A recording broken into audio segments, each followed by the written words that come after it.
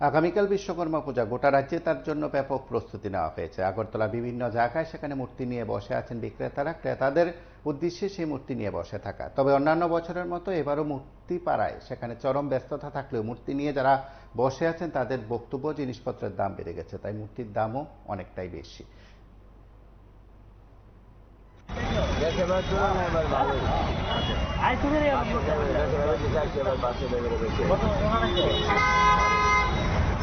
লোকজন আইতাছে, কাস্টমার আইতাছে,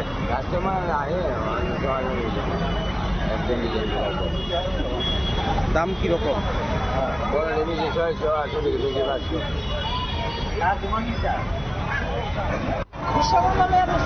আচ্ছা,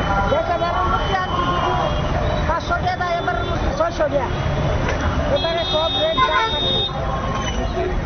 আমরা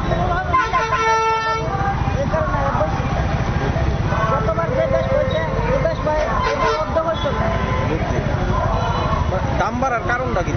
দাম বাড়ছে, জিনিসপত্র দাম বেড়ে গেছে, জিনিসপত্র সব কিছুর দাম বাড়ছে, এ কারণে সব বাড়ছে। টাকা ভাড়াও বাড়ছি, গাড়ি ভাড়াও বাড়ছি, মালের রেটও বাড়ছি, সব কাপড় চোপড় অলঙ্কার সব বাড়ছে। গ্যাস এবার কিরকম ব্যবসা করছিল? গ্যাস এবার বেশ বেশি হয়েছে না, মোটামুটি। এই বছর কি ভাবতেছ, কি মানে মনে করতেছ? তারপর এবছর তো দেরি না বাবু, আমি মূর্তি আর কি 600 টাকা দেয়, 500 টাকা বলে আমার বেশ করব, বুঝলেন না? দেখা যাক বিশ্বকর্মা ঠাকুর কি পর্যন্ত করে।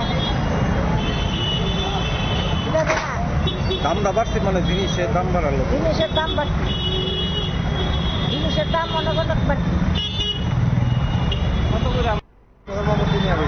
আচ্ছা, কিরকম চলছে ব্যবসা? ব্যবসা বেশি ভালো না, আগের থেকে খুবই খারাপ। কারণ করে ব্যবসা খারাপ, যেমন জিনিসপত্রের ডিমান্ডটা একটু বেশি আর অন্য বছর থেকে প্রত্যেক জিনিসের দামটা একটু বেশি, একটু বলতে প্রচুরই বেশি। যেমন আমরা এখানে জায়গা দেখেছি, জায়গার অভাব, আমরা একটা ভাড়া দিতে লাগতেছে।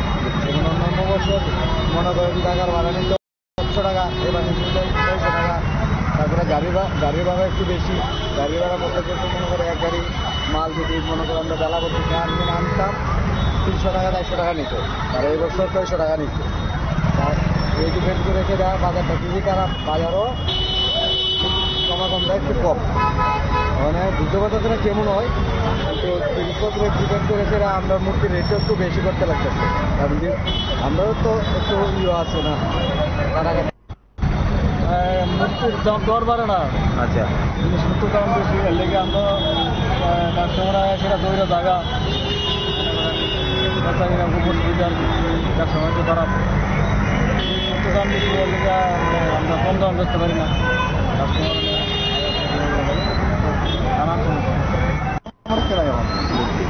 কাস্টমারই কাস্টমার তো আইলে দাম কম,